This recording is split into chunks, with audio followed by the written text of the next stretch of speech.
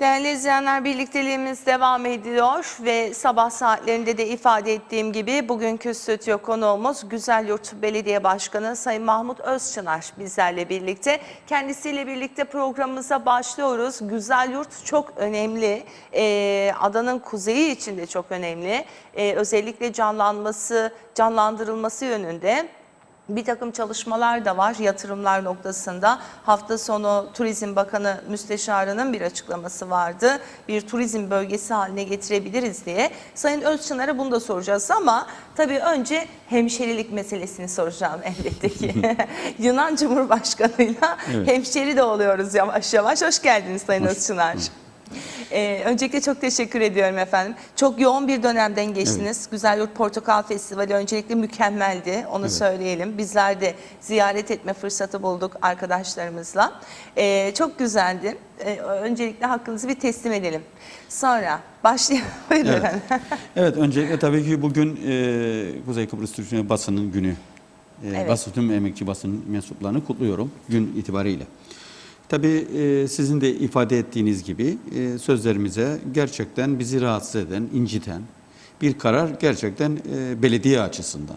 Şimdi uzun zamandan beridir sözde Omorfo Belediye Başkanı Pitsas sürekli yayınlar yapıyor, sürekli eylemler yapıyor, sürekli kamuoyunda bir kamuoyunu yaratarak gündemde olmaya çalışan bir zat. Zaten o amaçla biliyorsunuz kuzeydeki yerleşim yerlerinin tamamen atama yoluyla seçilen bir yapısı var ve bunlar bu şekliyle uluslararası arenalarda söz sahibi olmaya çalışılıyorlar. Tabii şimdi hemşehrilik bir kentte bir yaşayan veya o kentte bir hizmet eden veya o kent için veya o yerleşim alanı için uğraş veren bir şekilde.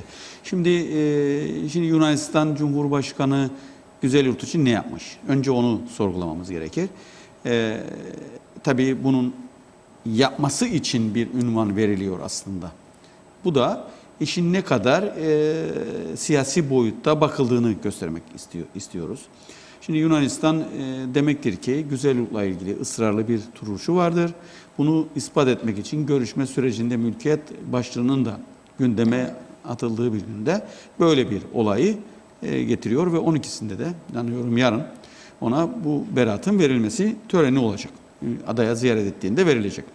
Şimdi bakıyoruz Yunanistan Cumhurbaşkanı'nın Güzelyurt'a bugüne kadar herhangi bir yatırım, bir hemşehrilik, bir hizmet etme anlamında bir hareketi yok. Üstelik biliyorsunuz 1960 Kıbrıs Cumhuriyeti ve sonrasında 1974 arasında geçen sürede 14 yıllık süre içerisinde de kayıtlarda henüz tam bulamadım ama bir veya iki dönemlik bir seçim yapılmış eski Omorfo ismiyle. Çünkü daha önce bir köy olarak planlanmış. Ondan sonra bunu son sanıyorum belki de bir dönem yapılmış olabilir. 70'li yıllarda olabilir diye düşünüyorum. Şimdi geldiğimiz zaman zaten belediyecilik adına Güzelyurt'ta herhangi bir şey de yoktu. Ama ne yaptılar? 74 sonrası sözde belediye başkanı ilan ederek bu konudaki uğraşlarını devam ettiriyor ve eylemlerini yapıyorlar. Şimdi biz bakıldığı zaman bu söylemde aslında Yunanistan'a değil Türkiye Cumhuriyeti'ne bir hemşehrilik verilmesi gerektiğini vurguladık. Ve doğrusu da bu. Çünkü bakıyoruz işte Güzelyurt'ta başladığı 74 sonrasında öncelikle sulama yönünde yaptığı çalışmalar, derivasyon ki ülkemizin ilk önemli Türkiye Cumhuriyeti kaynaklı yatırımı derivasyon projesi. Biliyorsunuz Gargot Teresi'nden alınıp Güzelyurt Barajı'na kadar gelen büyük bir projeydi bu. İlk uygulama projesi Türkiye Cumhuriyeti'nin de ilk projesiydi. Ondan sonra sulama ile ilgili damlama sulama projesini destek yönünde kaynakların azaltılması noktasında. Sonrasında da işte su temin projesiyle su alanında Türkiye Cumhuriyeti'nin büyük bir yatırımı var. Buna bağlı olarak yollarımız sadece Güzelyurt için değil, ülke genelindeki yollarımızın, çift şerit bölünmüş yollarımızın yapımı var. Bunun yanında Orta Doğu Teknik Üniversitesi'nin o bölgeye gelişi ki bakıldığı zaman yine Türkiye Cumhuriyeti'nin bir defada bir projede bu kadar bir anda kaynak 120 milyon dolaylarında bir kaynağı bir anda bir yatırıma harcamış, desteklenmiş. Çünkü o da siyasi bir karardı aslında. Orta Doğu Teknik Üniversitesi'nin güzel yurtla ilgili ısrarlı, Türkiye Cumhuriyeti'nin ısrarlı duruşunun bir göstergesiydi. Ki ben bu vesileyle bunu da vurgulamak istiyorum. Eğer Orta Doğu Teknik Üniversitesi olmamış olsaydı bugün söylediğimiz toprak, mülkiyet gibi haklı mücadelemizin de önüne geçecek ve ana planı Rumlar tarafından kabul edilecekti. Çünkü sınır yapısını Beşbanatların ötesine taşıyanacaktı planda. Bunun önüne geçti aslında. Her yatırımı bir hareketin bir parçasıydı diye söylüyorum. Bunun yanında okullarımız, o bölgeye yapılan okullar, altyapı spor tesisleri, spor salonları ki bakıldığı zaman Lefkoşa yapılan Atatürk Spor Salonu'nun aynısında Güzelyurt'a yapılmış. Yani bunlara bakıldığı zaman ki o dönemde belediyenin de kendi öz kaynaklarından kaynak akarak önceliğini yapmıştı. Ayrıyeten yerel yönetim adına da son yıllarda belediyelere yönelik olarak Türkiye Cumhuriyeti'nin yerel yönetimlere verdiği geliştirme projesinin içerisinde en fazla payı da alan bir bölgenin olduğunu da söyleyebiliyoruz. Böyle bir yatırım hamlesinin olduğu bir bölgede Türkiye Cumhuriyeti'nin büyük bir değeri, büyük bir onuru yaratmak zorundayız. Biz tabii şunu da belirtmek istiyorum. Bu hemşehrilik olayını biz bundan bir ay önce bir hemşehrilik ilanımız oldu. Belki de bundan kaynaklanarak Rumların da bir atağı olduğunu söyleyebiliyorum. Orta Doğu Teknik Üniversitesi rektörümüz Ahmet Acar, biliyorsunuz Ankara Orta Doğu Teknik Üniversitesi rektörü, yaş haddiyle bu sene emekliye ayrılıyor ve doğal olarak onu biz hemşehri olarak yönettik. Yani bizim genel itibariyle birinci tek hemşehri verdiğimiz kişi şu anda belediye olarak görev sürem içerisinde Ahmet Acar Bey Orta Doğu Teknik Üniversitesi rektörü olmuştu. Ama Yunanistan Cumhurbaşkanı eğer bunu hak ediyorsa Türkiye Cumhuriyeti Cumhurbaşkanı'nın daha fazla hakkı olduğunu vurguluyoruz ve bana göre Yunanistan Cumhurbaşkanı'nın bu teklifi reddetmesi gerekir. Evet ama Yani, istek ondan gelmiş diye bir açıklamada var. Aynı zamanda bana verin diye. Evet. Yani bana göre gülünç duruma düşmüştür. Bu dünya platformunda sosyal medya ile bunu bana göre bir kamuoyunu yaratmak zorundayız. Belediye olarak da biz üzerimize düşen görevi bu konuda yapmış olacağız. Evet. Zaten bu noktada sizin Twitter adresinizden bir paylaşımınızı alarak da paylaşmıştık biz Diyalog Gazetesi'nde ve görüşünüzü de almıştık bu noktada. Efendim tabii Güzelyurt bu müzakere süreci devam ettiği sürece sürekli tartışılan, sanki hep masadaymış gibi görünen bir ilçemiz ve gelişmekte olan bir bölgemiz aynı zamanda.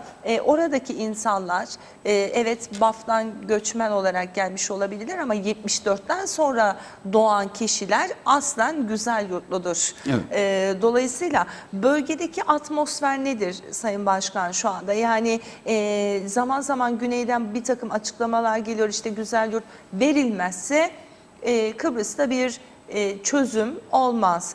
Güzelyurt verilmezse bir anlaşma yapılmaz gibi açıklamalar var. Cumhurbaşkanı ise henüz bir haritalandırma, toprak konusu konuşulmadı dedi. Ama öyle dese de ardından bir talep geldi. Toprak ve haritalandırma konusunu yurt dışında görüşelim diye.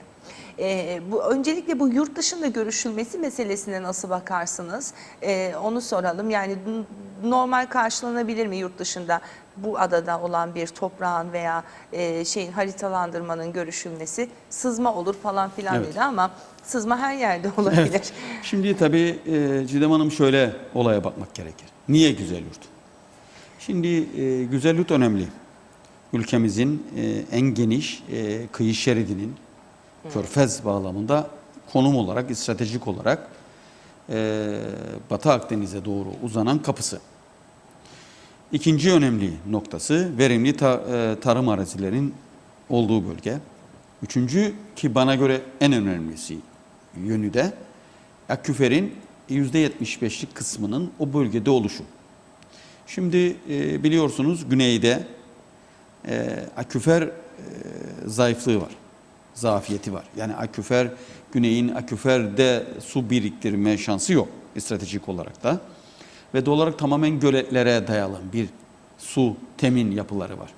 Yani eriyen karları kendi barajlarla bunu sağlayarak çözüyor. Hatta Güzelyurt aküferinin genel itibariyle azalmasının ana noktası Trodoslulara yarattıkları barajlarla aküferi zayıflatma. Suni barajlar ama değil Evet, mi? Yani tabii. kendiliğinden.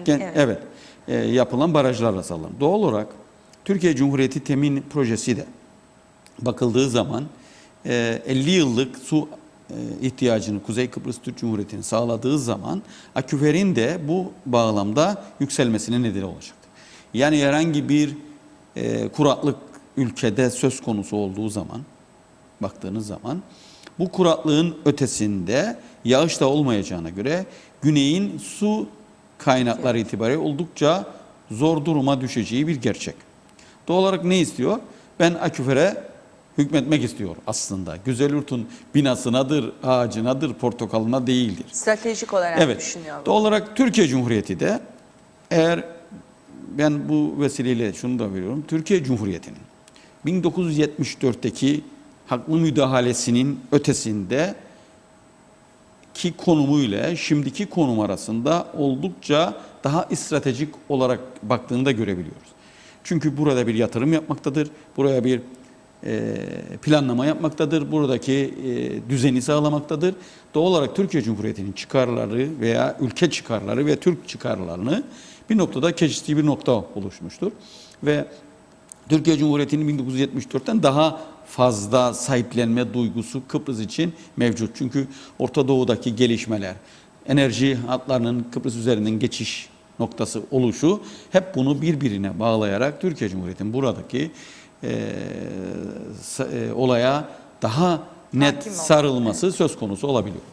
Bunun için Türkiye Cumhuriyeti'nin kararlılığı devam ettiği müddetçe, Türkiye'nin güçlülüğü devam ettiği müddetçe, Türkiye'nin bu konuda kolay kolay taviz verme noktasında olacağını düşünmüyorum.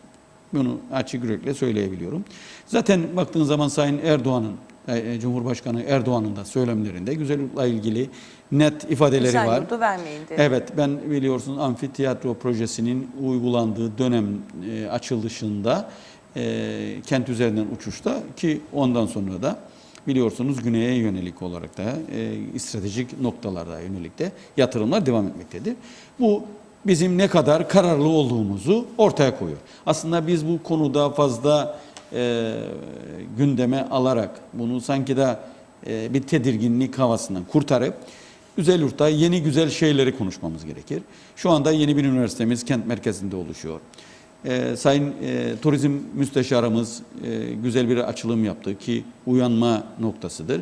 Güzelyurt Körfezi'nin ki en önemli kıyı şeritlerinden bir tanesi. Bu bölgede turizm atağının bir an evvel başlaması gerektiğine inanan kişileriz. Sahil şerit yol projesinin bir an evvel hayat bulması gerekir. Ve bölgede üretimle ilgili gelen su temin projesinde sulama ile ilgili yatırımın da bir an evvel başlayıp tarımdaki gelişime, üretime dayalı olarak gelişimine yönelik bir gelişmeyi sağlamamız gerekir inancındayım. Evet. Peki endişeleriniz var mı Sayın Özçınar? Yani sürdürülen müzakere sürecine baktığımız zaman Güzelyurt bu kadar stratejik bir bölgeyken işte su aküferilerine dikkat çektiniz, yapılan yatırımlar yine aynı şekilde ve yapılmaya da devam edilecek. Kent merkezinde bir üniversite aynı zamanda. Ama sürdürülen sürece bakınca hani Kıbrıs Türk tarafının sessizliği, kamuoyuna yeteri kadar bilgi vermemesi sizde endişe yaratıyor mu? Yani şimdi de özellikle 4 özgürlük noktasında bir kabul söz konusu. Serbest dolaşım hakkı, serbest yerleşim hakkı vesaire ki bu Avrupa Birliği'nin zaten İngiltere'yi de en çok rahatsız eden ve Avrupa Birliği'nden çıkmasına sebep olan 4 özgürlük kavramı veya uygulaması. Bu aynı zamanda adanın kuzeyindeki nüfus ve mülk probleminde veya nüfus ve mülkiyet konusunda sarih çoğunluğu da sulandırmış, hatta zaman içerisinde ortadan yok edeceğine yönelik Sayın 3. Cumhurbaşkanı'nın açıklaması var Sayın Dervişeroğlu'nun. Sayın Talat'ın da bu konuda aslında açıklaması var. Diyorlar ki bu biraz tehlikeli. Ne değişti de böyle bir karar alındı diyorlar. Sizin bu noktada görüşünüz nedir efendim? Güzel yurt noktasında ve genelinde adanın. Şimdi Çiğdem Hanım şöyle bakmak gerekir. Bir kere Güzelyurt'tan yaşayan insan yapısına bakıyoruz. Tamamen güneyden göç etmiş ve bir eşdeğere mukabil olarak bir anlaşmanın ürünü olarak Evet. insanlara yaşama şansı verilen bir bölge. Ana planında da aynı şeyleri söylüyorum. Onlar arşivleri karıştırdığın zaman bu söylemlerin değişmediğini söyleyebiliyorum. O gün de kuşkularımız vardı ama o günkü koşullarda nasıl olsa Rum tarafı hayır mesajı vereceği için bu anlamda bir hareket yapıldı. Ama hayırı bize ne getirdi? Rumların hayır demesi, bizim evet dememiz bizi bir noktaya, belki bir uluslararası uluslararası organizasyonlarda, uluslararası temsiliyette biraz daha bize karşı biraz daha iyi niyetli davranma söz konusu oldu ama yasal boyutta, yasal anlamda, tanınmışlık anlamında bir hareket, bir artı değer kazanmış değiliz. Bu da bir gerçek. Doğal olarak Kıbrıs konusunu ana parametrelerini ortaya koyarken kesinlikle insanımızı geriye götürecek bir anlaşmaya taşımamak gerekir. Biz ileriye taşımamız gerekir. Tabii ki Kıbrıs Türk halkı insancıl, insana yakın, barışçıl, kavgadan uzak bir yapımız olsa bile ama uluslararası konjonktürün bizi de taşıyacağı noktaları iyi hesaplamamız gerekir. Onun için Türkiye'nin sözlerimin başında da söylediğim gibi Türkiye'nin bu olaydaki esas ana parametrelerinin dışında da biz hareket etme şansımız yok. Bu da bir gerçek. Yalnız da yapmamız da mümkün değil. Yani biz kendi irademizle, kendi nüfus yapımızla, kendi mülkiyet yapımızla bunu başarabilme şansımız da yok. Onun için bizim hep söylüyoruz, Türkiye Cumhuriyeti'nin yeter ki zafiyet yaşamaması, güçlülüğü devam ettirmesi ve kararlılığına ısrarla devam etmesiyle sağlanabilir inancındayım. Mutlak suretle Türkiye Cumhuriyeti'nin de 1960 anayasalarının verdiği haklarından geri adım atmasını da beklemek birazcık saflık olur inancındayım. Evet. Yani Türkiye kalkıp da garantörler hak, garantör ülke konumunda adanın tümü garantörlüğünün hakkını bir anda yok sayması, böyle bir şeyi veya bugüne kadar yapmış olduğu yatırımlara yönelik talep etmeden vazgeçmesi diye bir duruma düşmeyeceğine inanmıyorum. Ki Rum tarafının biliyorsunuz daha önce bir açıklaması olmuştu. Türkiye'nin kesinlikle 1974 sonrası yatırımları hibe olarak kabul etmesi noktasında bir açıklaması olmuştu Rum tarafının. Şimdi bunları siz yok sayabilir misiniz? Yeniden başa getirebilir misiniz? Türkiye Cumhuriyeti'nin 1974'te 74-90 yıllar arasında 2000'li yıllara kadar gerek dünyadan yediği ambargolar, gerek yaşadığı sıkıntılar, Kıbrıs'taki bu müdahalenin ve bu savaşın sonrasındaki bir dış güçlerin yaptığı bir baskı değil miydi? Bu baskıların kendisine Türkiye Cumhuriyeti'nin nelere mal olduğunu da ve geri nelere olduğunu da gören bir düşünceyi mutlak suretle bunu ortaya koymak zorundadır zaten. Evet. Yani düşünün 74'teki ben 76-80 yıllarında eğitimini Türkiye'de sürdürdüğüm dönemdeki o yokluğu, o sefaleti, o sıkıntıları gören bir kişiydiz. Yani düşünün Türkiye Cumhuriyeti'nin yağından, petrolünden, suyundan ne kadar problemi olan bir yapı içerisinde sürdürebilir olması durumuna itilmişti. Şimdi bunlar bir bedel ödeme noktasında bir anda her şeyi unutma gibi bir noktaya girmeyeceğine inanıyorum. Ve Türkiye Cumhuriyeti'nin, tabii ki burada Türkiye Cumhuriyeti'nden bahsediyoruz ama bir gerçeği de vurguluyoruz. Gelelim bize, biz de kendi mücadelemizi 1950'li yıllardan 74 yıllara kadar yaşadığımız olaylar, 74 sonraları dünyadan izole etmenin bir karşılığını da bulmak zorundayız. Yani hep her şeyi unutup ve 1960'a döner gibi bir yaklaşımı da kabul etmemiz gerek atalarımıza gerek bu mücadeleye hizmet etmiş insanlara bir vefasızlık yaratmış oluruz. İnancındayım. Ve bundan vazgeçmemiz mümkün değildir. Doğal olarak Kuzey Kıbrıs Türk Cumhuriyeti'ni kurduğumuz 1983 yılından itibaren kendi öz yapımızı devam ettirme noktasındaki uluslararası açılımları sağlayabilecek bir konjonktüre taşımak zorundayız ülkemizi. Bunun için mücadele etmek. Yoksa Kıbrıs Cumhuriyeti'ne dayalı bir sisteme göre kendimizi hedeflersek görüşme masasında da oldukça zafiyet yaşar konumuna geleceğiz. Onun için bir anlaşma ile 1974 anlaşmanın gereği olarak, uluslararası bir anlaşmanın gereği olarak müdahale yapılmıştır. Bu müdahalenin sonrasında kuzeyde Türklerin yaşamasını Rum tarafı da kabul görerek yapılan bir yapı olmuştur. Bu yapının sonucu olarak 42 yıldır devam eden 44 yıla yakın 42 yıl. Değil mi? Evet. 42 yıllık bir sürede burada nesiller değişmiş. Bu nesillere dayalı olarak yeni bir düzen yaratılmış. Bunun genel noktasındaki mülkiyetle ilgili başlığında tazminatlar ve takaslar, tazminat ve takasla yoluyla bunun çözümünün yolunu bulmak zorundayız.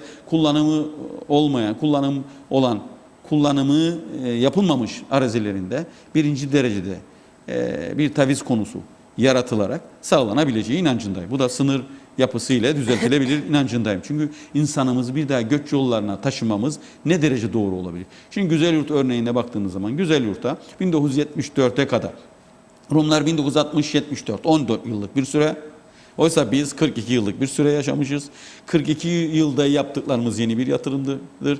Yani mülkiyet dediğiniz evine dönmesi gibi bir algılama, bir anlaşmayı evine dönme gibi bir hayalle hedef koyarak aşmanız mümkün değildir. İnsancıl açıdan da zaten bir evin, betonarme bir ev varsa bile onun ömrü 60-70 yıl, 80 yıl. Yani süresi bitmiş ve doğal olarak yeni yapılımlar olmuş. Şu anda Güzelyurt'ta inşaat nezdine baktığımız zaman bakılanın 2 katına kaplamış. Aynı şekilde Girne'miz öyle, Makusa'mız öyle, her yerleşim yerimiz, her köyümüz bakıldığı zaman her köy yerleşim alanı bir katına çıkmış.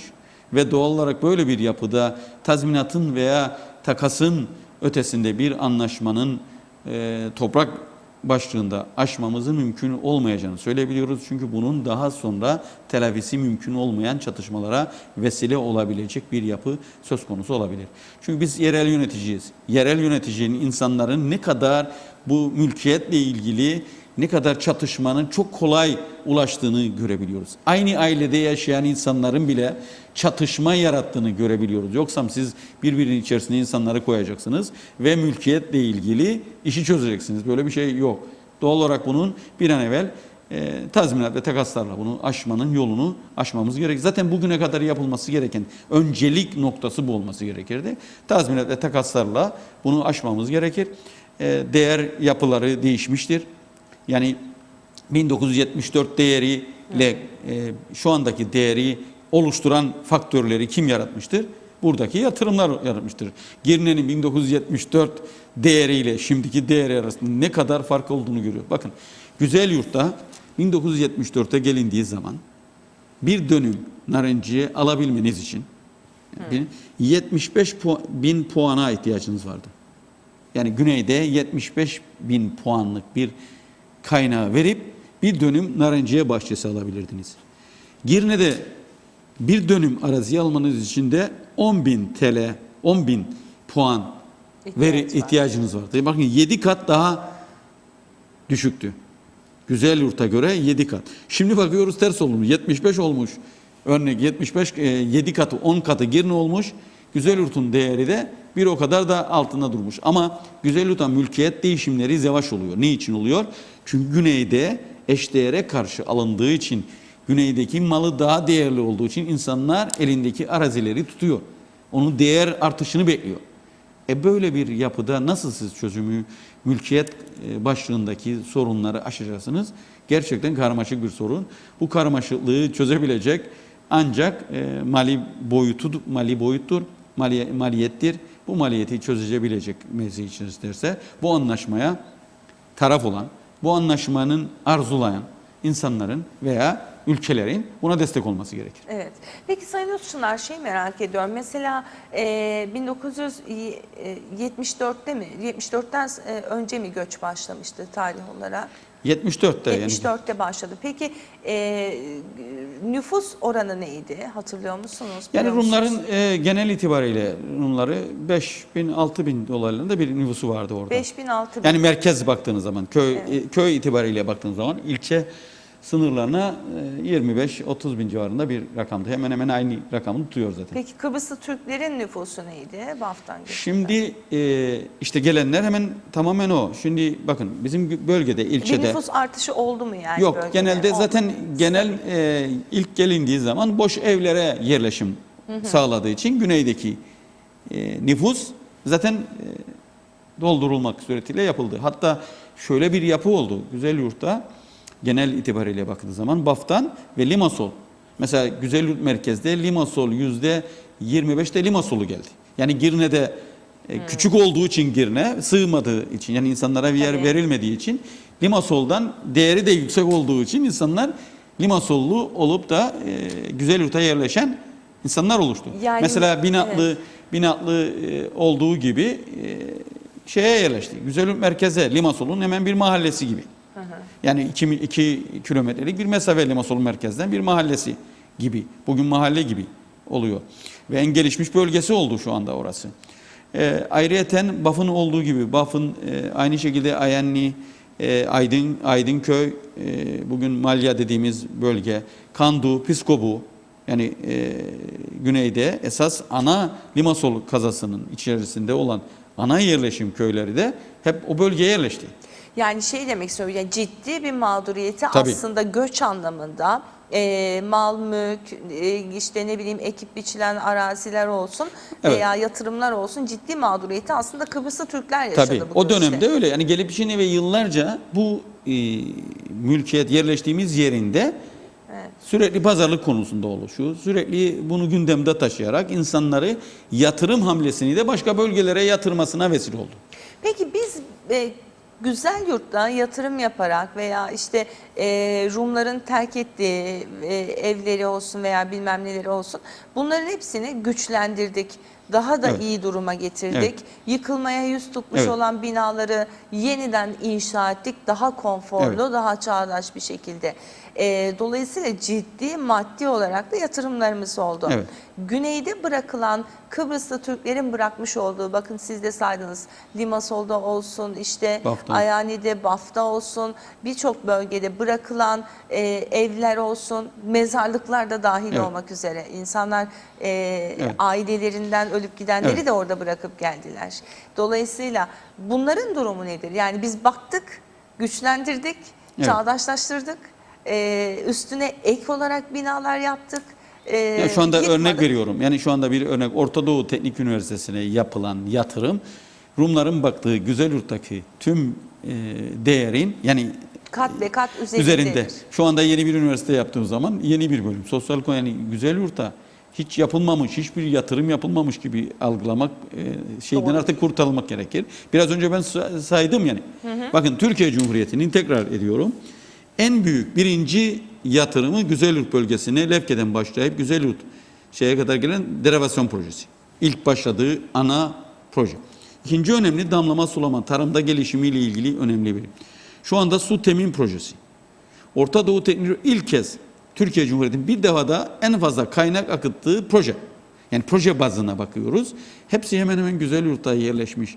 Diğer bölgelerdeki ana gelişmişi yaratmamızın ana sebebi özel sektörün ve yurt dışında yaşayan Kıbrıslı Türklerin ve yabancıların tercih olarak bu gibi tartışmalarla Güzelyurt'u sürekli tartışma konusu yaparak yatırımı yavaşlatma sürecine itilmesidir aslında. Yerleşimi de aynı şekilde. Hani bugün Girne, şimdi herkes Girne'de sahil. Girne'nin Daşlık sahiliyle Güzelyurt Körfezi'ndeki sahili kıyaslaması mümkün değil.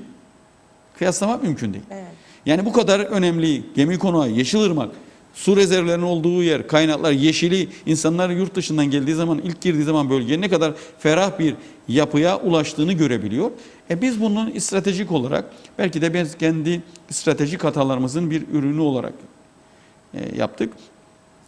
belki de öncelikli bölgeleri bir an evvel ilan etmek zorundayız. Yatırımı, Girne'yi görüyoruz. Girne'nin bu kadar büyümenin ileride daha da büyük sosyoekonomik sıkıntılar hem Tabii nüfusu kaldı yerel yönetim zaten. hizmetleri açısından da büyük sıkıntılar yaratabileceği bir bölge yarattık. Oysa biraz daha açılarak, teşviklerini yapılarak Güzellik bölgesini Lefke'ye kadar, Yeşilırmak'a kadar olan bölgeyi iyi planlayarak bence bir gelişim ağı yaratabiliriz. Evet. Ve girişimciyi bu alanda Girişimciyi bu teşvik şekilde ettirebiliriz. teşvik etmek lazım. Bunu konuşmaya devam edeceğiz Sayın Özçınar. Telefon hattımızın ucunda eski müzakereci Sayın Kudret Özersay var. Ona da bir merhaba diyelim. Günaydın Sayın Özersay. Çiğdem Hanım günaydın. Sayın Başkan'a da günaydınlar diliyorum. Evet, bu arada Halkın Partisi Başkanı da eklemiş olayım. Ben eski müzakereci diyerek söze girdim ama özür diliyorum. Estağfurullah, buyurun. Evet, bu arada sesini biraz daha yüksek alalım arkadaşlar. Sayın Özersay, bugün diyaloğun manşetiyle ilgili size müsaitseniz birkaç tane sorumuz var. Bu arada tabii yanımda Sayın Mahmut Özçınar, Güzelyurt Belediye Başkanı da var. Belki kendisi de bir soru yöneltmek isterse ilerleyen dakikalarda. Anastasiadis, son Akıncı ve Anastasiadis görüşmesinde 4 temel özgürlük ve vatandaşlıklar konusunda uzlaşıldığını Rum liderinin açıklamasından öğrendik biz. Sayın Akıncı bu konuda sizce neden açıklama yapmadı?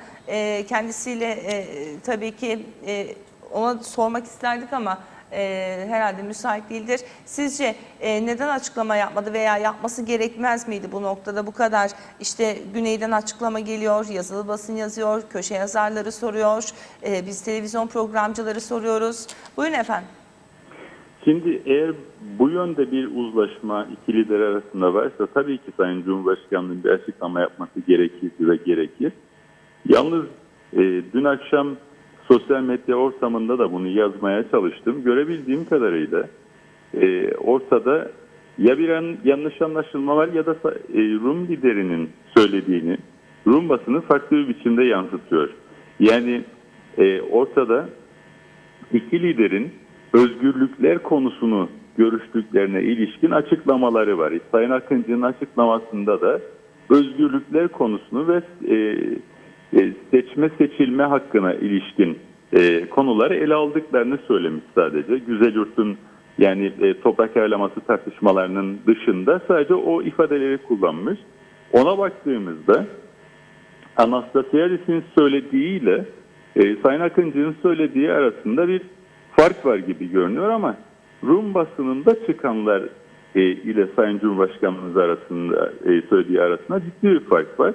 Yani Rum basınında sanki Avrupa Birliği çerçevesinde 4 özgürlükler konusunun ne olacağı, serbest dolaşım, serbest yerleşim, taşınmaz mal alma hakkı ile ilgili olarak iki liderin konuştuğu ve anlaştığı yönünde bir takım haberler var Rum basınında. O yüzden dün de ben bir çağrı yapmıştım. Buradan bu çağrıyı yenilemek istiyorum. Sayın Cumhurbaşkanı'nın özellikle bu kadar yaşamsal bir konu madem ki doğru veya yanlış Rum basınında gündeme geldi ve böyle bir haber çıktı, en erken zamanda bu yapılan müzakerede bu konular bağlamında neyin konuşulduğunu ve eğer anlaşıldıysa neyin anlaşıldığını açıklaması gerektiği kanaatindeyim. Yani bir açıklama yapılması gerekir. Çünkü bunlar özellikle iki kesimliliği yakından ilgilendiren önemli konulardır. Ve yani Rum basınının yorumlarına ve çoğu zaman da biliyorsunuz çarpıtan yorumlarına, provoke eden yorumlarına Kıbrıs Türk kamuoyunu muhtaç bırakmamak gerektiği kanaatindeyim. Evet. Cumhurbaşkanlığının bir açıklama yapması gerektiğine inanıyorum. Şunu özellikle vurgulama ihtiyacı hissederim. Özgürlükler denildiğinde bu illaki 4 özgürlükler anlamına gelmeyebiliyor. İki liderin de açıklamasında temel özgürlükler, basic freedoms gibi ifadeler var. Yani temel özgürlükleri konuştuk diye. Bu normal şartlarda örneğin Kıbrıs sorunu bağlamında düşündüğümüzde bir kişinin yerel seçimlerde, Avrupa Parlamentosu seçimlerinde, kurucu devlet seviyesinde yapılacak olan seçimlerde ve federal seçimlerde oyunu hangi çerçevede kullanabileceği ya da ne şekilde ve ne zaman aday olabileceğini içeren konular. Geçmişte bunları konuştuk, müzakere ettik. Tam bir uzlaşı olduğunu söyleyemem bu konuda, geçmişte en azından. Yani kişi ikametine göre mi, iç vatandaşlık statüsüne göre mi, yoksa Kıbrıs'ı Türk veya Kıbrıs'ı Rum olmasına göre mi bu düzeylerde oy kullanacak ya da aday olacak meselesi temel özgürlüklerle ilgili bir tartışmadır. Bunu ele aldıysa liderler, bunun da bir açıklığa kavuşturulması gerekir. Çünkü Çiğdem Hanım, bu konu doğrudan doğruya aslında 4 temel özgürlükle de ilgili bir meseledir. Çünkü eğer siz iki kesimliliği koruyacaksanız, ki biz Kıbrıs Türk tarafı olarak geleneksel olarak bunu her zaman savunduk ve daha önce Cumhurbaşkanlığından gelen açıklamalar da bu yönde oldu. O zaman her bir toplumun kendi kurucu devleti içerisinde sarih mal çoğunluğuna ve sarih nüfus çoğunluğuna sahip olmasını mümkün kılmanız gerekir. Bunu yapmanın yolu da gerek ikamete, gerekse taşınmaz mal alımına ve malların iadesi meselesine bir sınırlama koymakla, bir tavan koymakla, bir üst limit koymakla mümkün. O yüzden seçme seçilme hakları eğer ikamete ilişkilendirilmiş bir hak olarak oturulup konuşulmuşsa, o ikametin hangi oranda sınırlandırılacağı, ona hangi oranda üst limit konulacağı meselesi doğrudan doğruya 4 özgürlükle ve iki kesimlilikle tabii ki ilgilidir. Bu nedenle iki liderin son görüşmelerinde neyi ele aldıkları, Rum basınının yorumlarını beklemeksizin Cumhurbaşkanlığı tarafından çok daha net bir biçimde izah edilmelidir diye düşünüyorum. Eğer bir uzlaşı varsa da bu uzlaşının ne olduğunun kamuoyuna açıklanması gerektiği kanaatindeyim. Evet, Sayın Özersay, Anastasiadis vatandaşlıklar konusuna değinirken adada kaç TC kökenlinin kalacağını belirlediğini söyledi ama rakam da vermedi. Bu konuya da değinmek istiyorum. Bir sorum olacak bu konuda. Kuzeydeki nüfus 220 bin olacaksa eğer, şu anda 300 bin nüfusumuz var. Geri kalanlar ne olacak? Yani gemilere mi binilecek? Şimdi Kıbrıs Rum liderin belli bir rakam verdiğini bizzat kendinden duymadım. Rum basında yazıldığını gördüm.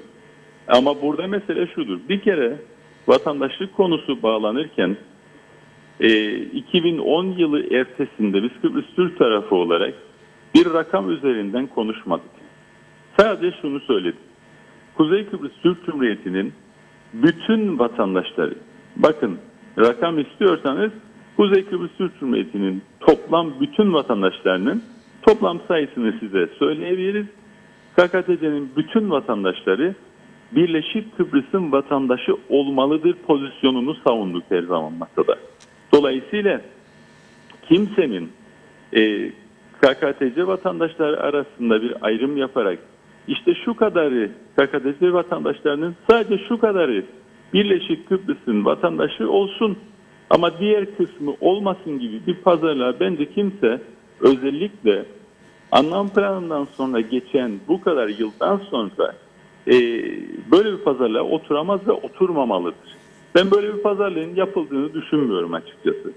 O yüzden Kıbrıs Rum liderine belki KKTC'nin toplam vatandaş sayısıyla ilgili bir bilgi verilmiştir.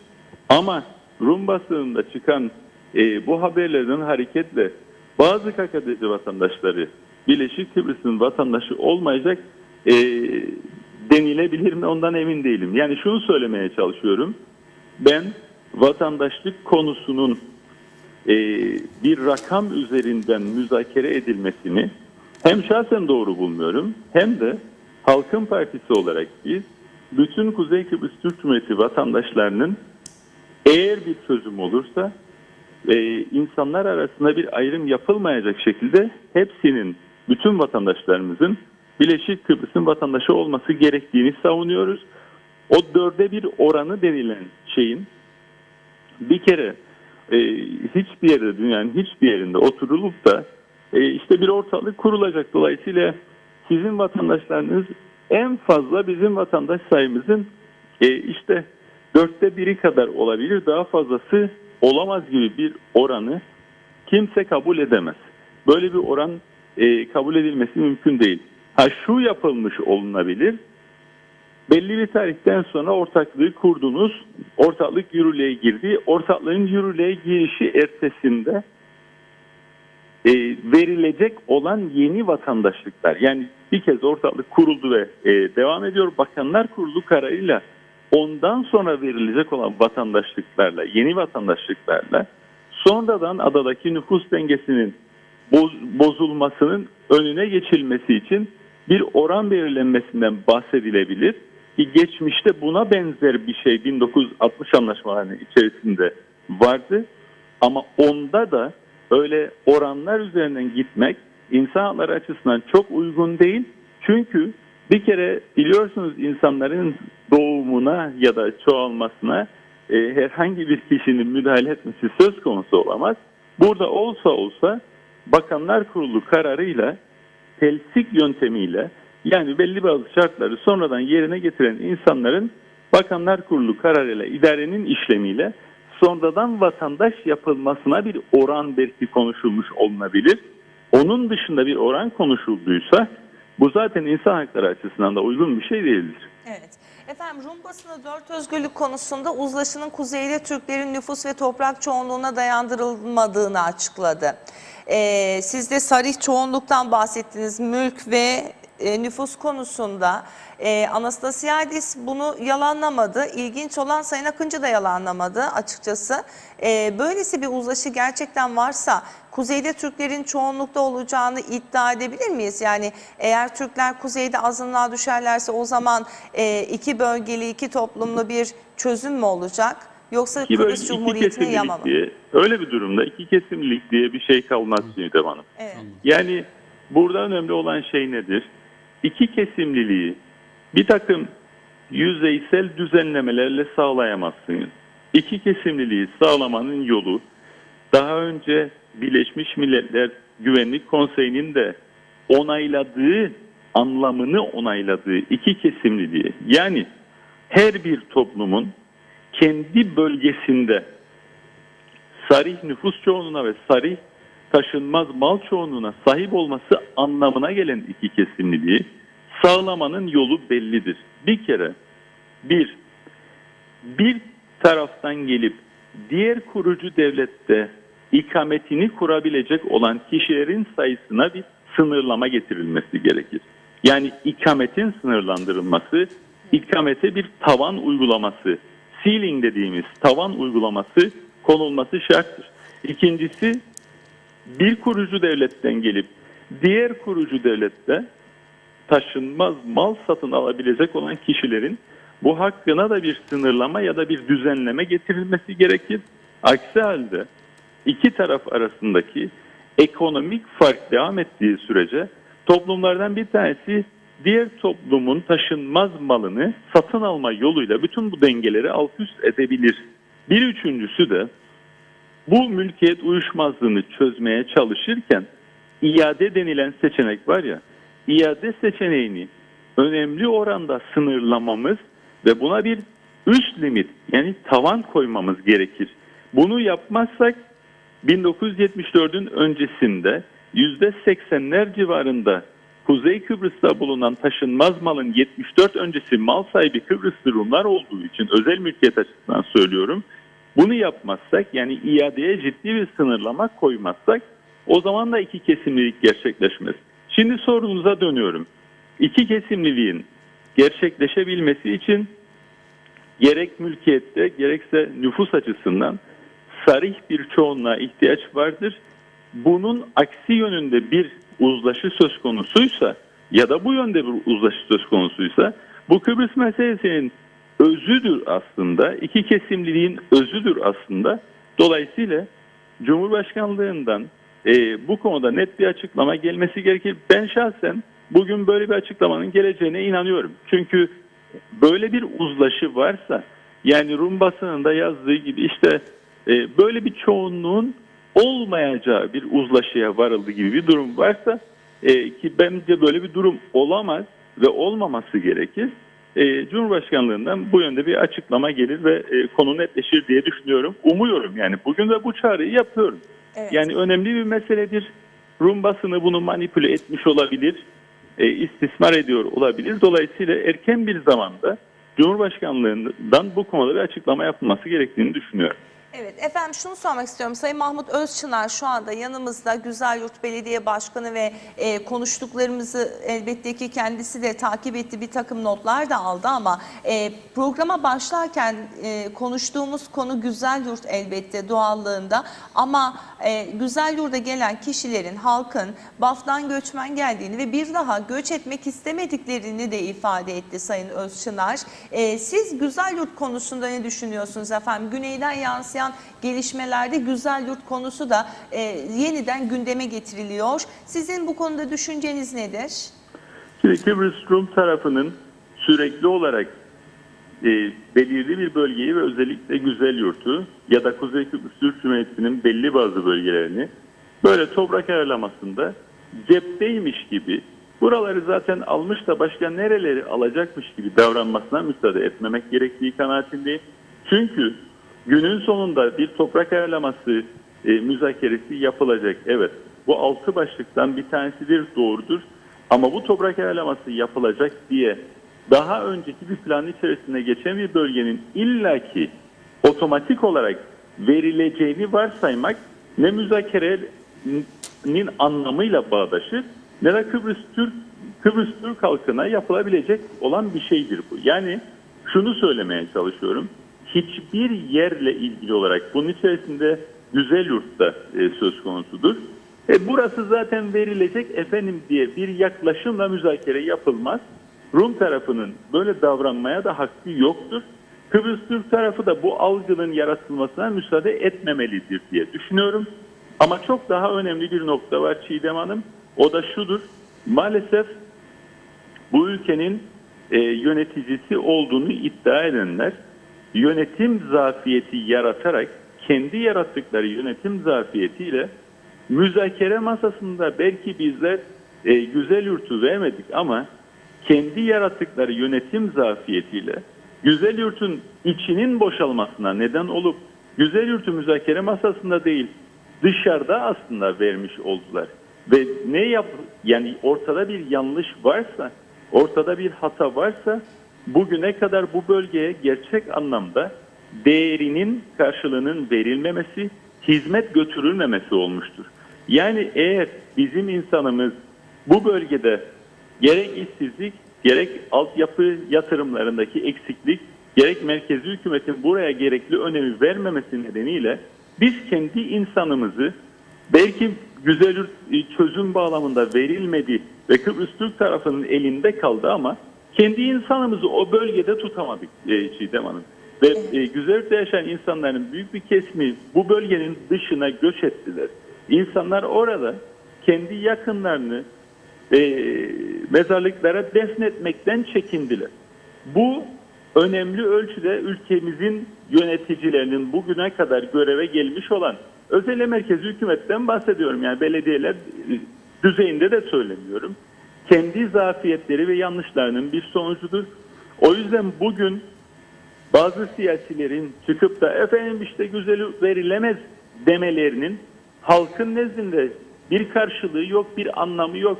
Çünkü başka bazı konularda defalarca sözler vermiş ve tutmamış olan ve sözünü tutmayan olarak nam yapmış olan siyasilerin Güzelyurt'la ilgili olarak böyle sözler vermeye kalkışmalarında hiçbir anlamı yoktur. Önemli olan şudur, Halkın Partisi olarak bizim söylediğimiz şey şudur. Bu çözüm bulunur yahut bulunmaz. O gün gelinceye kadar Kuzey Kıbrıs Türk Cumhuriyeti'nin bütün toprakları bu ülkenin parçasıdır ve her yerine aynı şekilde ve bazı bölgelerine özellikle yatırım yapılması gerekir ve insanların desteklenmesi gerekir ve sahip çıkılması gerekir. Evet. Topraklarımızın bir kısmına efendim zaten burası çözüm bağlamında verilebilir diye yaklaşmak yapılabilecek en büyük haksızlık, en büyük aslında ihanettir bu memlekete. Yapılması gereken Güzelyurt'ta dahil olmak üzere bu ülkenin bütün topraklarına eşit şekilde yaklaşmak ve yatırım yapmak ve insanlarına sahip çıkmak ve hizmet götürmektir. Bunun dışındaki bir tartışma hem teorik bir tartışmadır hem de gereksiz yere insanların bu bölgeye bağlılığını kıran bir yaklaşımdı. Biz Halkın Partisi olarak şunu söylüyoruz. Kapsamlı çözüm müzakerelerinde belirli bir bölgenin önceden verilecekmiş gibi davranılması kadar yanlış ve tehlikeli bir şey olamaz. O yüzden Sayın Anastasiades'e böyle bir algıyı yaratmasına imkan vermemek lazım. Bunu yapmaya ne hakkı vardı ne de bu müzakerenin mantığıyla bağdaşır diye düşünüyorum. Sayın Özçınar, sizin eklemek istediğiniz, sormak istediğiniz veya cevap vermek istediğiniz bir nokta var mı? Sayın Başkan, iyi günler. Kolay gelsin, iyi günler. Tabii süreç önemli. Uzun yıllara dayanan görüşme masasında liderlerin karşılıklı görüşme süreçleri devam ediyor. Tabii sizin de ifade ettiğiniz gibi olası bir Kıbrıs konusundaki sonuca gidilirken ikametteki sınırlama, taşınmaz mal sınırlamaları, mülkiyet iade sınırlamalarını yaratarak iki bölgeliliği oluşturmak gerektiğini vurguladınız. Evet. Tabii özelde Güzelyurt gerçekten geriye baktığınız zaman Rumların son yıllardaki bireysel hem de gerek diğer merkezi hükümetin de zaman zaman yarattığı yeni yatırımlarda tepkileşmenin arttığını görebiliyoruz. Hatta biliyorsunuz Rum tarafı Avrupa Birliği kuzeydeki Türk toplumuna yönelik yaptığı 259 milyon euroluk katkının bir parçası olan Güzelyurt Kanalizasyon Projesi'nin hayat bulmasına ve karşıda tepki oluşturmuş durumdadır. Yeni yapılan üniversite aynı şekilde oluşturulmaktadır. Evet, üniversiteyle ilgili benim de bir açıklamam olmuştu daha önce. Evet. Buna bağlı olarak da Rumların tabii ki dediğiniz gibi biz kendi sınırlarımız içerisinde hayatımızı sürekli kılmak adına yatırımlarımıza kesinti yaratmadan insanımıza da güven ortamı sağlayarak kendi vatan topraklarımızın sınırlarını belirlemek zorundayız. Çünkü eğer bundan uzaklaştığımız müddetçe de görüşmede zafiyetimizi yaratmış olabiliyoruz. Ben bu bağlamda sizlerin de ifadelerinizden elde ettiğim bilgi ışığında mutlak surette yatırımı öncelik sağlamamız gerekir. Bölgemizdeki daha çok teşvikli yatırımları getirmemiz gerekir. Hatta hiçbir bölgede olmayan sanayi bölgemiz, diğer bölgelerde yaratılan sanayi bölgelerinin maalesef Güzelyurt'ta hiç yapılmadığını merkezi hükümetin bir zafiyeti olarak ortaya koyuyorum her vesileyle. Evet. Demektir ki biz o bölgede insanımızı tutabilmek adına, ekonomik hareketi sağlayabilme adına ve insanımıza teşviklendirerek gerek turizm ağında, gerekse tarımda, gerekse üniversite sektöründe yaratacağımız yeni yatırımlarla bu bölgenin kalıcılığına yönelik ve kafalardan uzaklaştırıcı bir yapı oluşturmak zorundayız. Tabii ki Zaten bir Sayın anlaşma Başkan, süreci şöyle olacaktır. bir durum var. Sayın Başkan, şimdi başka bazı konularda da geçmişte yaşadık. Bu gerek mülkiyetle ilgili olur, gerek toprak ayarlamasıyla ilgili olur. Mesele şudur. Aradan geçen zaman ve kişilerin ya da yönetimlerin o bölgelerde yarattıkları yeni hayatın devam etmesi nedeniyle o bölgelerde bir takım şeyler yaratılıyor değil mi? Mesela 1974'ün hemen ertesini aldığınızda mülkiyet meselesi belki çok daha kolay çözülebilirdi. Çünkü herhangi bir yatırım yoktu. İnsanların kendi ellerinde içinde yaşadıkları yerleri geliştirmeleri söz konusu değildi. Yeni binalar söz konusu değildi. Mallar el değiştirmemişti vesaire. Ama aradan bu kadar yıl geçtikten sonra dikkat edin 1980'lerdekinden çok daha farklı bir mülkiyet düzenlemesini bugün konuşmaya başladık. Artık iadenin çok daha fazla sınırlandırılacağı ve önemli ölçüde tazminatla mülkiyet meselesinin çözüleceğinden bahsediyoruz ve Rumlar da artık yavaş yavaş buna yaklaşmak zorunda kalıyorlar. İnsan Hakları Mahkemesi'nin verdiği kararlar var çünkü. Aynı durum toprak ayarlaması için de geçerlidir Sayın Başkan. Evet. Aradan çok uzun yıllar geçtikten sonra eğer o geçen yıllar içerisinde siz bir toplum olarak ya da Güzelyurtlular olarak o bölgede hayatınızı tesis ederseniz, o bölgede kalıcı bir takım yatırımlar yaparsanız, insanlar gelirlerini ve hayatlarını idame ettirecekleri işlere sahip olurlarsa, o bölgede hayat tesis ederlerse onun geri döndürülmesi artık mümkün olmaz ve toprak müzakeresi masada yapılırken Rum tarafı da, Türk tarafı da, uluslararası toplum da bu yatırımları ve bu gelişmeyi dikkate almak zorundadır. Yani toprak ayarlaması ona göre yapılacak o gün geldiğinde. Zira İnsan Hakları Mahkemesi'nin Demopoulos kararında sadece mülkiyetle ilgili değil, çok genel bir takım saptamaları da vardır. Mahkeme diyor ki, geçmişte yapılan bir yanlışı düzeltmeye çalışırken yeni ve orantısız yanlışlar yaratamazsınız. Yani siz bundan 40 küsur sene önce belli bir toplumun bir bölgeden göç etmesini önlemek ve onları geri döndürmek için bir adım atmaya kalkarsanız, yani eski güzel yurtları güzel yurta geri döndüreceğiz. Rum tarafının temel politikasıdır, biliyoruz. Bunu yapmaya kalkıştığınızda diyor, siz eğer yeni bir toplumu yeni göçmenler durumuna düşürecek şekilde, yani bunun anlamı budur.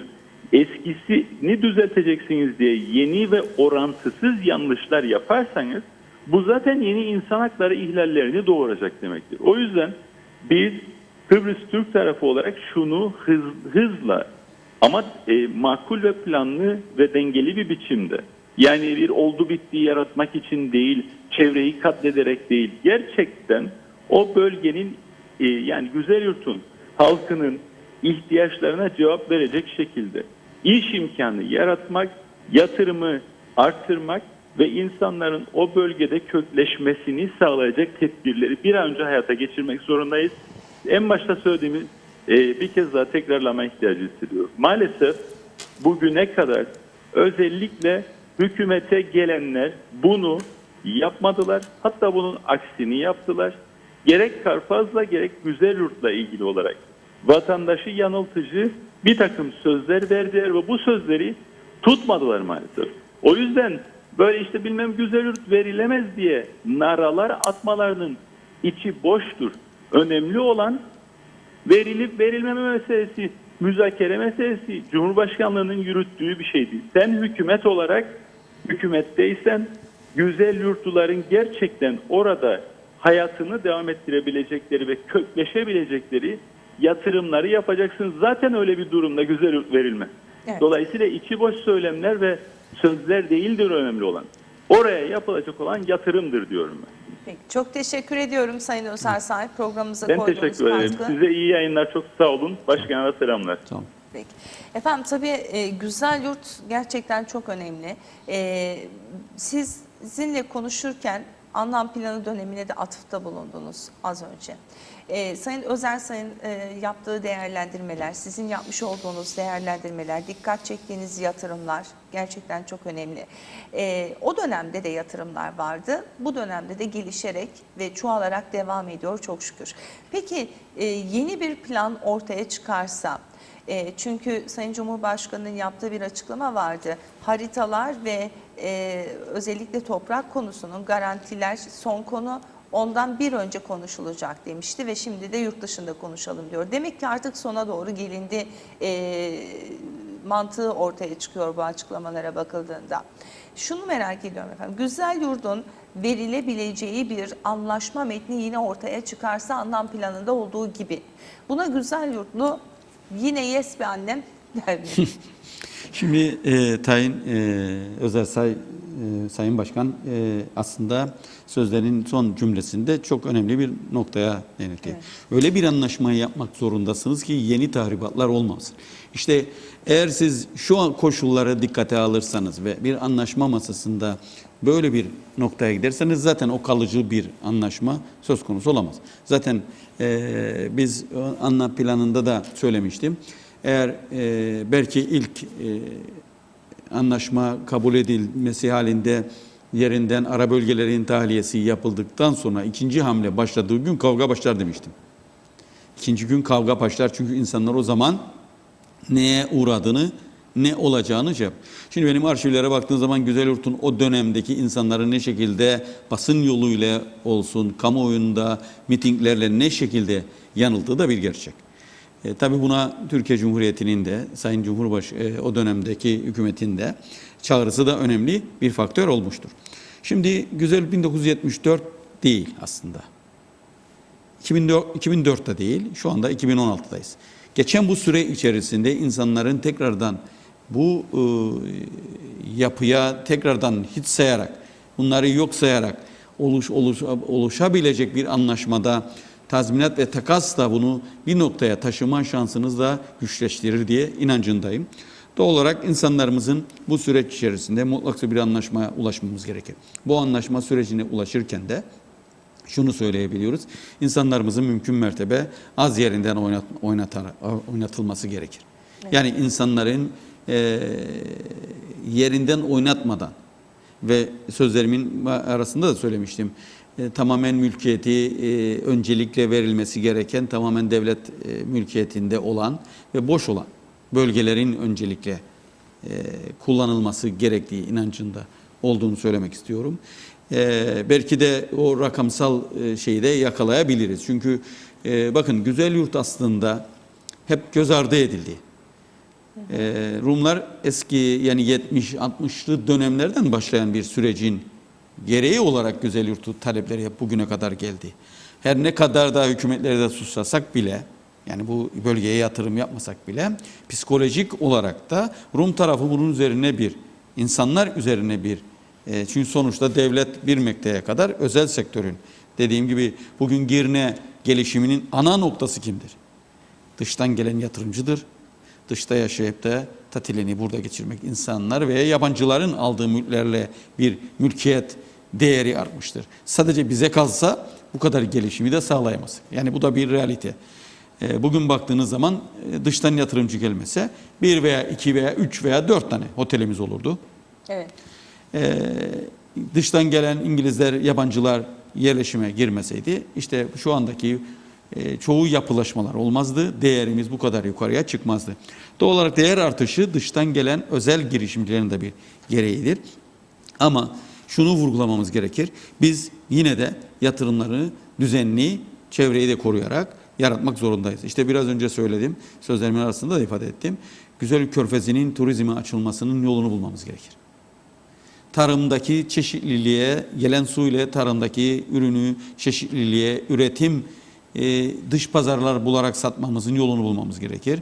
Öğrencimize yönelik planlı, programlı bir şekilde büyümemizi gerçekleştirmemiz gerekir.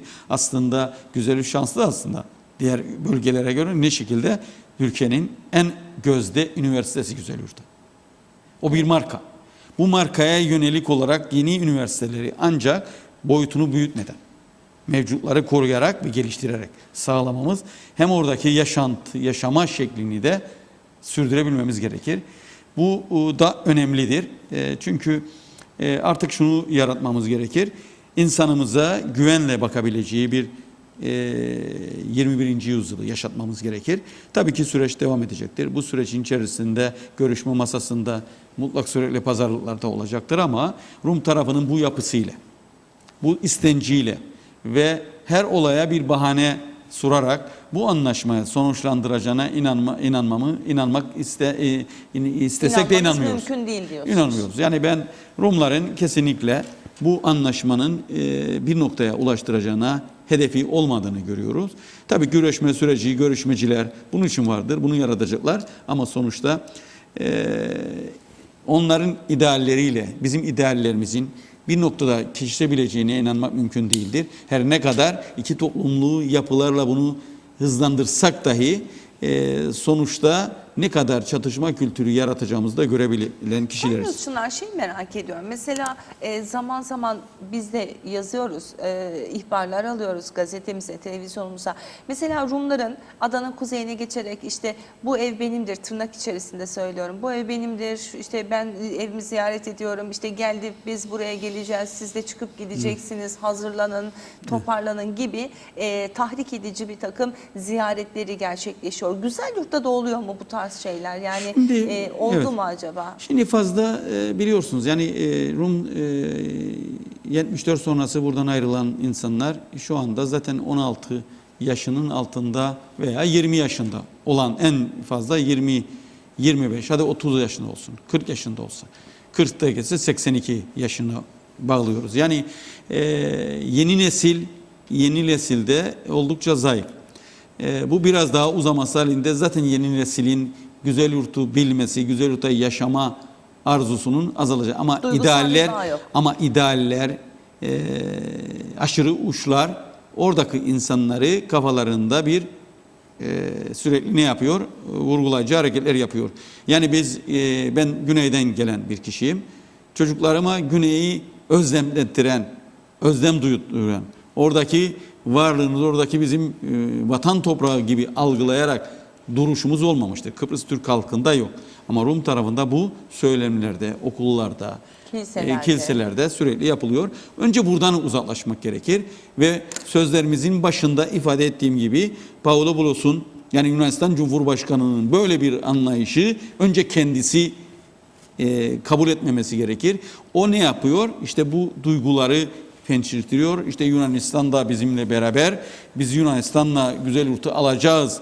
Megalo idea düşüncesi hakim kılınmaya çalışan bir anlayışın üründür aslında. Algı yönetimi yapmaya Evet. çalışıyor. Oysa biz böyle bir şey demiyoruz. Biz demiyoruz ki Türkiye Cumhuriyeti'nin Cumhurbaşkanına veya Başbakanına veya bir yetkilisini, benim güneydeki örneğin Binatlı'da polemik dediğim Limasollu hemşehrisi yapma gibi bir algımız yok.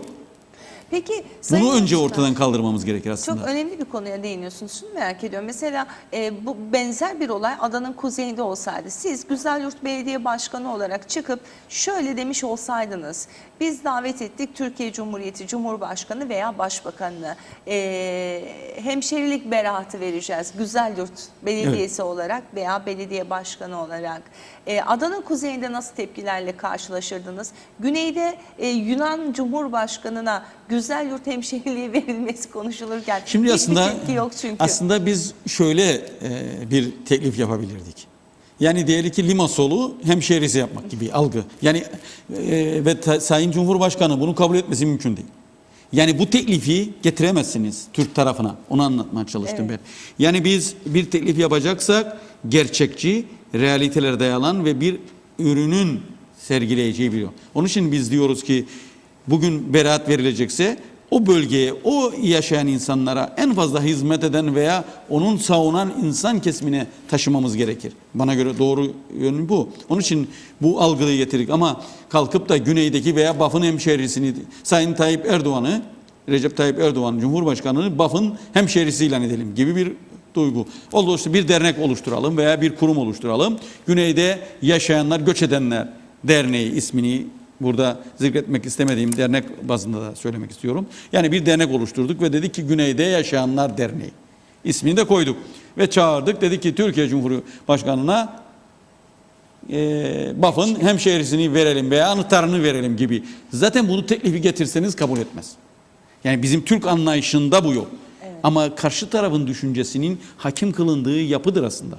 Onun için ben burada vurgulamak istediğimiz ana nokta, Rumların hala daha düşünce yapılarının ne kadar bağnaz ve ne kadar itici, ne kadar kendine özgü politika içerisinde yer bulduğunu göstermek istiyorum. Evet. Aslında esas ana nokta bu. Onun için biz çağrı yapıyoruz. Bu vesileyle Diyalog Medya grubundan da Sayın Yunanistan Cumhurbaşkanı bu beraattan vazgeçsin. Evet. Çünkü yakışmamış. Peki kabul ve hak etmemiş. Üzerine olmamış diyorsunuz. Evet. Peki bununla ilgili bir eylem yapmayı düşünüyor musun sen? Muhakkak bir basın bildirisiyle bunu açacağız. Fazla da dikkate almak da çok doğru değil diyorum. Çünkü biz söylemini söyledik. Muhakkak ki kendi basınında, bizim bugün söylediklerimiz kendi Yunan basınında muhakkak bir yer bulması gerekir. Bu da sizlere düşer aslında. Basın yayın organlarında bunu etiklememiz gerekir. Ki sanıyorum nasıl ki biz onların basın yayınlarını okuyoruz. Onlar da bizimkini okuduğuna göre muhakkak bir yerlere bu mesaj gitmiş olacak. Evet. Peki çok teşekkür ediyorum Sayın Özçınar size. Programımıza katıldınız.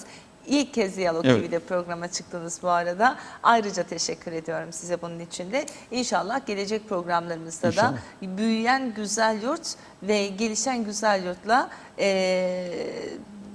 bunları anlatabileceğimiz programlarda da birlikte oluruz diyelim. Ben Güzelyurt'la ilgili karamsar değilim.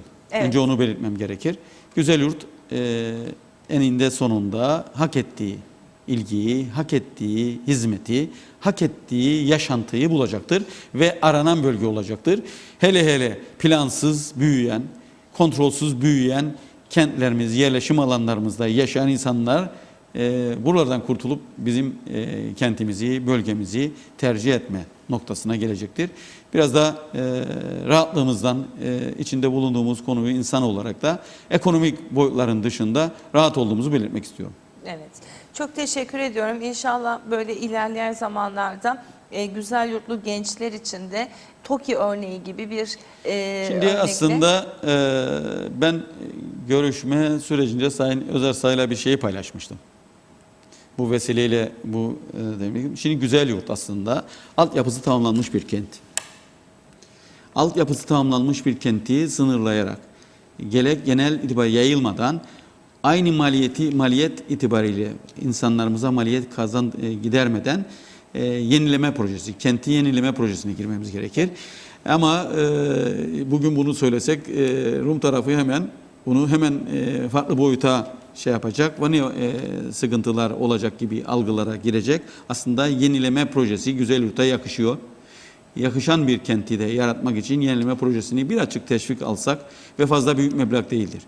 Eski binalarımızın yerine yeni binalarımızın sınırlamalı ve kent dokusunu bozmadan belki de eski evlerimizi restorasyonlarında kullanarak kenti farklı bir boyuta taşımamız en doğrucu ve en akılcı yol olur inancıyla. Böylece gençler de göç etmezler, yerleşirler, kalırlar diyelim. Peki çok teşekkürler Sayın Özçınar.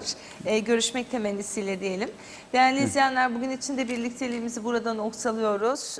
Birlikteliğimiz 9 itibariyle Sayın Özçınar'la başlamıştı ve bu süreç içerisinde Sayın Kudret Özersay da programımıza katkı koyarak sorularımıza yanıt verdi. Özellikle Cumhurbaşkanı Mustafa Akıncı'yı da bu 4 temel özgürlük noktasında açıklama yapmaya davet etti.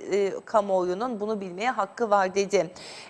Ve 3. ve 2. Cumhurbaşkanları ise Diyalog Gazetesi'ne konuştu. Konuyla ilgili fikirlerini beyan ettiler. Diyalog Gazetesi'nde bugün ayrıntıları okuyabilirsiniz. Sayın Mahmut Özçınar ise güzel yurdun gelişmekte, büyümekte ve çağdaşlaşmakta olan bir kent merkezi, kent olduğundan bahsetti. Özellikle Körfez konusunda ciddi bir açılım yapılması gerektiğinden bahsetti. Aküferilerin ne kadar zenginlik kattığından ve bunun aktif olarak daha da güzel bir şekilde kullanılmasından bahsetti. Ve şimdi ise programımızı noktalayacağız. Az sonra Sayın Reşat Akar'ın son durum köşesinden yansıtacağımız bir değerlendirme var. Önemli bir değerlendirme. Hedef belli, gizlilik tehlikeli başlığıyla aktardı Sayın Akar kaleminden. Manşeti değerlendirdi, yaşanan son gelişmeleri değerlendirdi. Bununla birlikte elbette ki Rum tarafının Kıbrıs konusundaki çözüm stratejisini 4 ana başlıkta değerlendirdi. Her kesimin ve herkesin anlayabileceği şekilde 4 başlık ve bu strateji çok önemli. Bunu okumak, öğrenmek lazım. Kamuoyunun öğrenmesi gerekiyor dedi ve bu bilinçle de çok güzel bir yazı yazdı. Bunu da ekranlarınıza taşıyorum. Efendim, ekranlarınıza taşıyoruz ama televizyonda izlemekle kalmayın. Bugün bir diyaloğu alıyorsunuz ve bunu arşivliyorsunuz. Çünkü bu gelecekte tarihi bir karar alacağınızda yeniden gözden geçirmeniz gereken bir yazı. Görüşmek temennisiyle şimdilik hoşça kalın efendim.